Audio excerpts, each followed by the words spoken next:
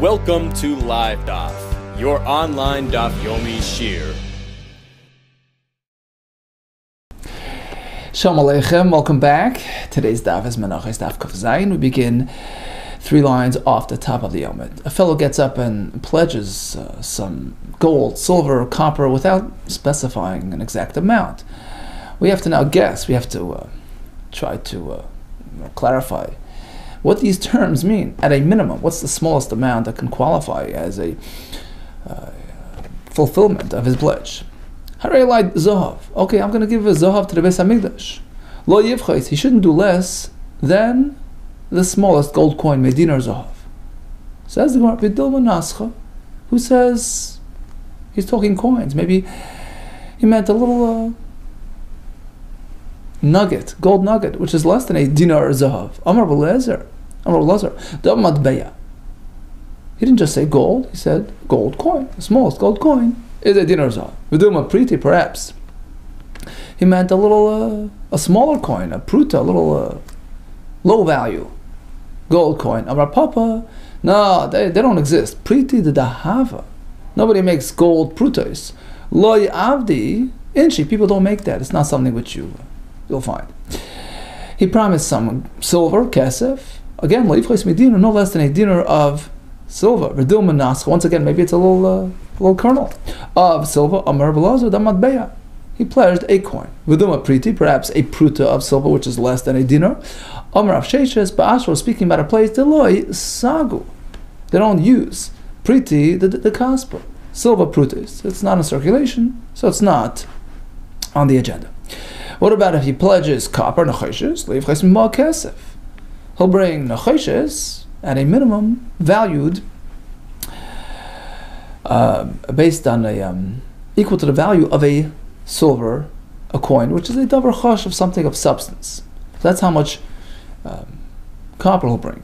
Tanya, Rabbi Elazar ben Yaakov Eimer, lo yivchos mitzinoira ktana shel nechoshes. He says it's not based on the value, it's based on usefulness. So he has to bring a little, like a tweezers made of copper, which perhaps is less than a ma'al kesef. L'maychazi, what's the function of this type of little thing? Right? How can you get away with just that?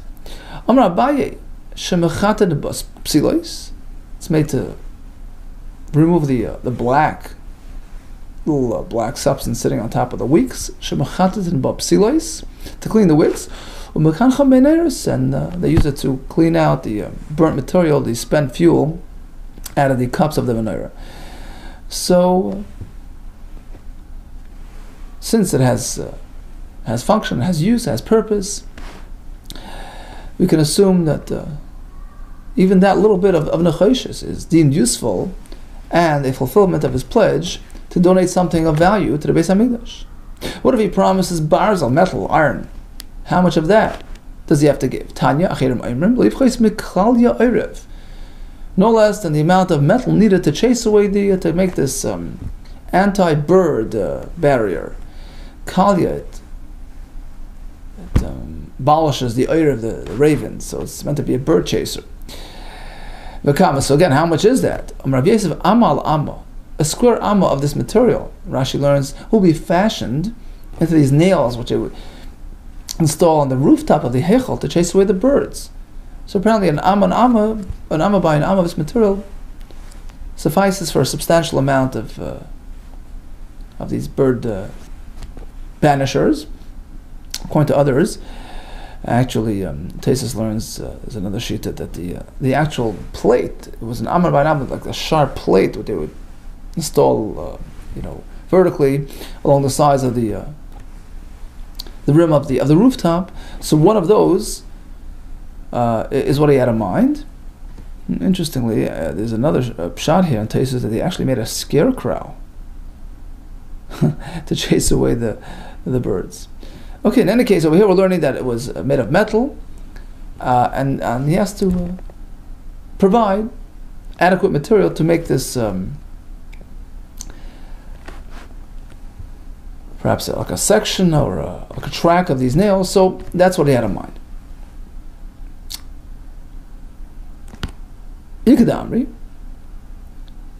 Some had a different, slightly different version of this discussion. That in terms of the answer to the question of how much metal he has to give, the Brisa says lo yivchois me'amal amma. At a minimum, an amma by an amma plate. And the question on that is l'may chazi. What's the function of this amal amma? It has to have meaning, has to have purpose, to be considered a fulfillment of his pledge to give something of value. Rabbi Yosef came and answered that it's meant to banish the birds. L'kal yo'erev. Continues the Mishnah. Harei la yayin. He pledges wine. Rashi says linasachem, not for the beda kabayis, for the building fund, not to rather to be used on the mizbeach, like nesachem. Typically, nesachem accompanies the carbon. Here he's donating it separately. Like we learned the other day, you can do that. So how much? Based on the smallest amount of nesachem, which is 3 lug of wine, right? Lo yivchais mishleisha lugin. What about if he donates oil, shemen, for the mizbeach? Lo yivchais mi lug. This time it goes down to a lug, no less than a lug, which corresponds to the amount of oil which is present in a regular mincha. Rabbi Shloisha lugin. Shloisha lugin. He says it has to be at least 3 lug. We'll see the reason in the Gemara. Pirashti. Suppose he says, look, I specified a number, an amount, I just don't recall. How much? V'nidema pirashti. Yavi kayei meruba. In this case, he has to do the maximum that was found on one day in the Beis HaMikdash, which the Gemara will tell us is actually the first day of Sukkot, which happened to fall out on Shabbos, where it was the busiest day there in the Beis HaMikdash, with in terms of the karbanos tzibur that came on that day. And on that day, they brought many lugs of oil and of wine. And the Rav Avadi Matunu made a cheshbon for us. He calculates it for us, and he comes out with 140. He said on that day they gave 140 lug of wine, 140 lug of oil. So we assume he didn't go past that point. That's the maximum that was done in the Beis HaMikdash in one day, in terms of the karbanos tzibur. So we assume that that's also the maximum a person would donate in one shot. One day's dose, so to speak, of nesach. Okay, so if he doesn't remember, he go up to that point and he's done. Tanu Rabban Ezrach. This is a word in the Psukim discussing the nesachim, which come along with the karbanos. But the extra word Ezrach, a citizen, teaches us that you can bring nesachim on their own. Malamed shemis nad binyan. You could donate wine separately and pour it on the mizbeach. But kama, what's the minimum amount? Shloisha lugin, as per the smallest nesachim, which is 3 lug for the sheep. Umenayin shimrotz al hoisif. Suppose he wants to add to that. Can he do that, Yosef? Yeah, Tamaloymar. So how do we know that it could be Yosef? Tamaloymar. Yeah. He has an extra word to tell you can expand it past 3 lug. What about going below? Yochel Yivchot can go below the 3 lug mark? No, Tamaloymar Kacha. Absolute. It doesn't go below that. When it comes to donating oil, Shemen lo Yivchot min lug. It's a lug at a minimum. Rabbi Omer Shloisha lug. No, 3 lug at a minimum. What's the machlekes about? What's the machlekes about? Amru Rabbanan. So the Chacham presented a theory, Ipshat, Kamei de Rapapa. In front of Rapapa. Machlekes is like this. When you import information from elsewhere, do you have to import the entire package? Mina, and everything comes along with it? So in this case, as we'll see later, how do we even know that you can donate oil separately on the mizbeach? That's from an extra word in the parsha of Mincha. So we're importing the concept of an independent oil offering from the halacha of Mincha, where the oil is mixed in and it's a lug of oil, right? So we learn everything from there. The concept that you can do it and the amount, which is a lug. That would be the approach of the Chachamim. Therefore they say a lug at a minimum is okay. Rebbe on the other hand says, we learn the concept that you can donate oil separately from a mincha, which has oil, but we restore it ba'asra into its own context, into its own environment. We bring it back to us meaning this new type of offering, which is separate from a mincha, separate from a carbon, just plain oil, which is more like nesachim of wine, which are poured separately, not mixed into a mincha. So we compare it to something which is more similar, its own habitat, its own environment. And just like by wine, we concluded it has to be 3 lug, as per the smallest amount of wine that you can bring for nesachim, the same would be with oil. So the question is, do you compare a separate oil offering to a standard mincha which has a lug of oil, or do you compare it to the nesachim of wine, which is 3 lug? That's the point of the machlekes. Rabbanan who say it's 1 lug, sabri they hold doim no. We take it all from the mincha with the amount as well, 1 lug. Ma mincha misnad, just like you donate a mincha, afshavin misnad, you can donate oil on its own too. Umina, likewise, we take everything from there, with all its accessories, with all its details. Ma mincha balug, just like in a mincha, the oil is a lug, afshavin balug, likewise. Separate shemen is going to be a lug as well. Rabbi disagrees. Sure, the concept we'll learn from mincha, we'll give us bring it back home. So the starting point is ma mincha misnadven, hashavinam misnadven. Just like you donate a mincha, you donate oil separately. But in terms of the amount, come back home, come to nesachim, which is more similar to the separately offered oil, similar to nesachim, which are poured on the mizbeach. We'll give us bring it back home into its place. Can nesachim compare it to nesachim? Ma nesachim shleish lug, just like for nesachim of wine is 3 lug. Same with the independently offered oil, which is 3 lug. Avshem menam shleish lug. Armalur Rav responded to this presentation, to this suggestion. Even Mincha Gomer la Rebbe, you know what? If in fact Rebbe would agree that we learn the idea of offering oil separately from Mincha, the Kuliyam alay pligi, all would agree. Even he would agree. No, we take it all from Mincha and it's going to be a lug. Ela Rebbe Ezra Gomer la, rather Rebbe learns it from a different pasuk, from Ezra, which is the pasuk by Nesachim. And therefore he says that just like nesachim are 3 lug, the oil is also 3 lug. How could you say that? How could you say that? Going to Rebbe, we don't learn it from Menachos. Batani, listen to this brisa. Karban, this is a word by the Mincha. Nefesh, kisakriv, karban mincha. The word karban teaches, malamed, shems not in Shem, and you could donate oil separate from a mincha. V'kaman hawan, shleish lug and 3 lug. Now who's the one that holds 3 lug? That's Rebbe. And clearly he's sourcing it in Mincha, not in Ezrach. Man shamas like who's the one that holds of the 3 lug amount? That's Rebbe. V'ka ma'isi lo carbon. He's clearly sourcing it in the carbon, the pasuk by Mincha. So clearly, your approach doesn't work. Rather, the original approach is what is actually the pshat. Amalei, he says, I agree. I back off. If you found a brisa like this, Tanya, fine. It says it. It says it.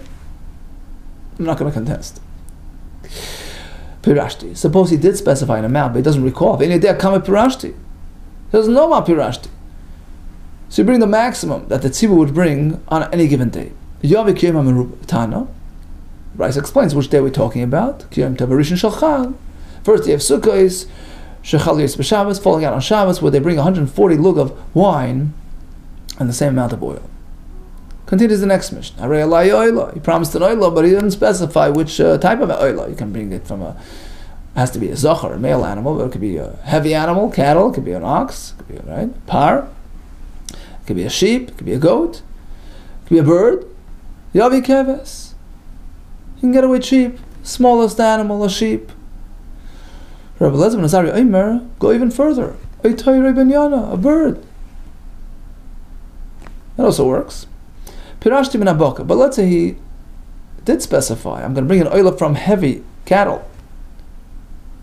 Pirashti, it was meant to be cattle. I don't remember which type. So I remember the type. I remember the category. It's cattle, right? Heavy animals. But is it a cow? Is it a calf? Right? He's got to bring both, because here he committed himself to a specific one, which he doesn't remember. He has to cover all possibilities. Yavi par, he must bring a cow, ve'egel, and a calf. What if he promised an oila min behema, from an animal? He doesn't know which one. Again, he has to cover all male possibilities. Yavi par ve'egel, ayel v'esor. Gedivat le. He's got to bring a par, a cow. Egel is a calf. Ayel is a ram. Sar is a goat, older goat. Gedi is a younger goat. And Teleh is a younger sheep. Pirashti. Venidema pirashti. Now this fellow is even more confused. I specified a certain type, but I don't remember. Is it an animal? Is it a bird? He has to include that as well. Return time and base. Moisav Alein has to add to the list Tayru ben Yaina. Two types of birds. Okay, now, up until this point, he got away pretty cheap because it's just an oila, which we know has to be a zachar. So it's limiting to a certain extent. What about Harei Lai Toida? He promised a Toida or Shlamim. Now, he expanded the possibilities to Nekeva as well.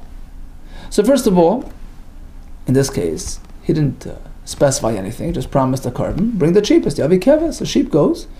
Pirashti min bakav in edema pirashti. I specified it's going to be cattle, I don't remember which type. So now he has to cover all possibilities. Yavi paru, para, egel, ve'egla. Male and female cow, male, female calves. I specified min behema from some sort of behema, could be heavy or light animals. I can't remember which ones. He has to cover all possibilities. You have paru, para, male and female cows. Egel ve'egel, male and female calves. Ayil, a ram, or a female ram. Soira seira, male and female, older, mature goats. Gdi v'gdiya, young goat, male and female, and also male and female young sheep, Tlevitalia. Okay, I realize shur. I pledged to bring a shur as a korban. Now the question is, fine, a shur, but how expensive? How much does it have to? Is there a minimum in terms of value? Yeah, there is. Yavi hu unusacha b'mana.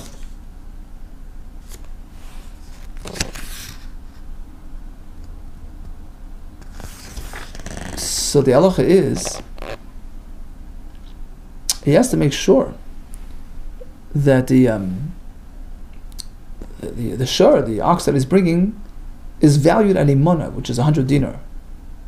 So the animal with the nisachim, right, are meant to be 100 dinar, which is a mana. Rashi says it's Torah Shabbat Peh. It was a kabbalah, the chacham or makabel. Somewhere that was halacha meshim Sinai. This is the minimum value for a pledged shur, a korban. What about if he pledged an egel, a calf? So it drops down significantly. Yavihu nesacha b'chamish. In this case, the animal with the nesachim have to be valued at a total of 5. 5 means 5 slaim. A sell less 4 dinar, so it's 5 times 4, 20 dinar, which is 20%, a fifth of the shur's value. What about an egel? He promised an egel. Yavihu nesacha b'chamish. Sorry, what about the ayil? He promised an ayil. Yavihu nesacha b'shtayim, now it drops down to 2 selah. What about a keves? That's the cheapest of the bunch. Yavihu nesacha b'sela, he has to bring a keves, whose value with this nesachim, the package, is only a selah. What if he specified shur b'mana? I'm going to bring a shur which is valued at a mana. So now, yavi b'mana, he must ensure that the shur is valued at a mana, aside from the nesachim, chutz from nesachim, because he specified. Likewise, egel b'chamish, I'm bringing an egel that's worth 5. Again, Yavi b'chamish, the egel itself has to be 5, on top of the nesachim, which are going to be more. Kol chutz nesachim. Ayil, I'm going to bring an ayil b'shtayim, Yavi b'shtayim. His ayil has to be worth 2, aside from the chutz nesachim. Keves b'sela, Yavi b'sela, chutz nesachim. What about shur b'mana? He promised a shur that's worth a mana, Yavi shtayim b'mana. Instead of bringing one ox worth 100, decided to split it up to 50 each. So they're both in total worth 100. But it's not one animal worth 100. Lo yatsa. He's not going to be yatsa because it's not as he pledged. Even if the first animal is worth a mana minus 1 dinar, I mean 99, one off. And likewise the second one, he's not yatsa. He promised a black one, a shachar, and he brought a white one, maybe love him. Or vice versa, love him, maybe shachar. God, he promised a big one, maybe Katan brought a small one, lo yatsa. He wasn't yatsa. What about if he upgraded? Katan, he promised a small one, maybe God, he brought a big one. You would think, great, yatsa, right? That's a chamim shita. Rabbi Emil lo yatsa, but Rabbi doesn't work. Bigger isn't always better. It's not what he promised, as we learned yesterday. Continues the Gemara. So, we look back at the beginning of the Mishnah, we seem to see a machlekes there. In the first case, Harei alai oila, I'm pledging an oila. Okay, so you can bring the smallest, cheapest. Tanakama refers them to a keves, sheep, cheapest animal. However, Rabbi Elazar ben Azariah says, bring a bird, even a bird. It would appear that there's a machlekes. Tanakam doesn't allow birds. Really? Is there machlekes? No, V'lei Pligi says, well, there's no conceptual machlekes at all. It was merely reflective of their respective market conditions in their respective places.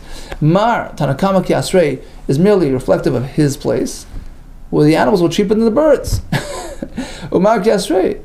Rabbi Mosiah was simply referring to his town where the birds were cheaper. Okay, so that's why he spoke about birds, he spoke about animals, but technically, either way it works. Taner Rabbanan. Says the Bryce, a fellow gets up and says, I'm going to bring an oila worth a sela for the mizbeach.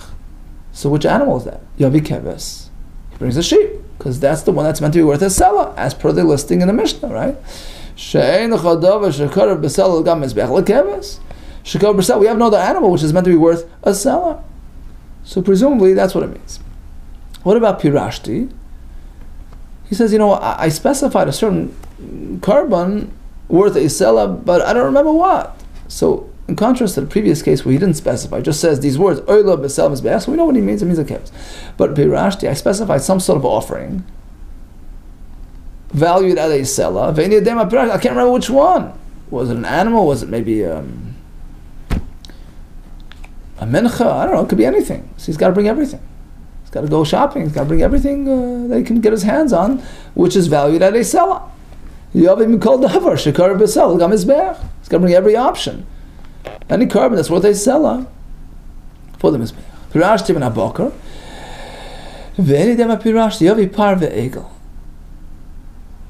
He says, look, I specified one of the bakar, don't remember, cow and calf. Why? Just bring a cow, which is bigger than a calf and and includes the calf, right?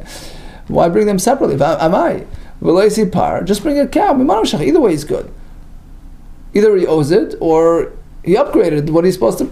Hamani Rebbe. Apparently we're going like the sheet of Rebbe who says you can't upgrade. You have to bring what you promised.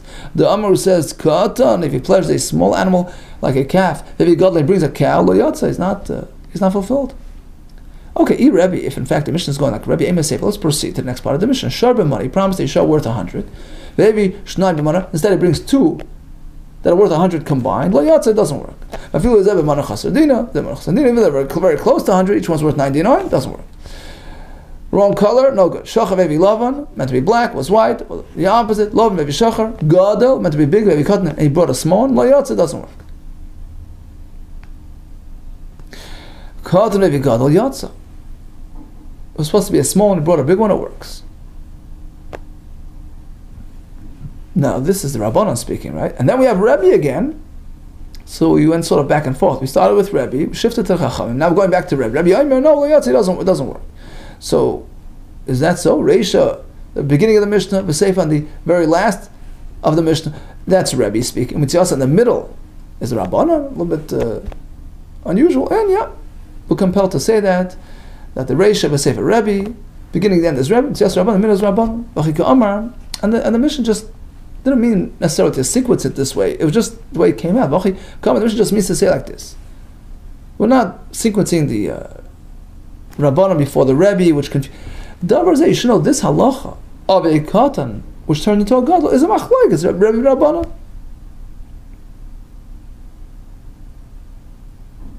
Right? Which means to say the Mishnah is just explaining itself. Initially, we spoke Rebbe Shita, that you can't upgrade, and then the Mishnah comes back and explains, by the way, this idea of katan Rebbe gadol, let's just recap. You should know it's really a machlokes.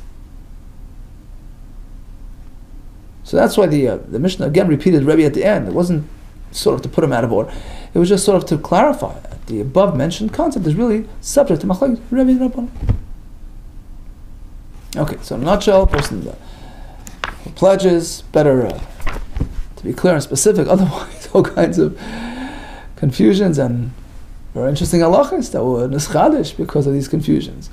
How much gold, how much silver, how much copper, how much iron, how much wine and oil, machlokes there.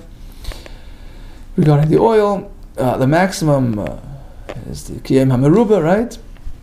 What about harelei oila, males? Taider shlam includes the females too.